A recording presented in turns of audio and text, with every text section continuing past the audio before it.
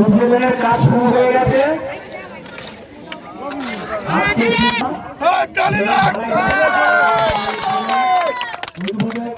আমাদের সবার প্রিয় মধ্যপুর লোকসভা কেন্দ্রের সাংসদ, সেই মানুষ কাছের মানুষ, সেই মাননীয় বাপি হালদার মহাশয়, তিনি উদ্বোধন এবং ফুলের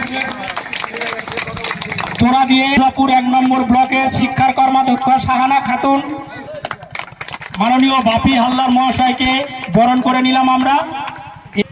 আমাদের অঞ্চল সভাপতি মাননীয় নঈমুদ্দিন শাহ মহাশয় বরণ করে শাহানা খাতুন মহাশয় পুষ্পস্তবক।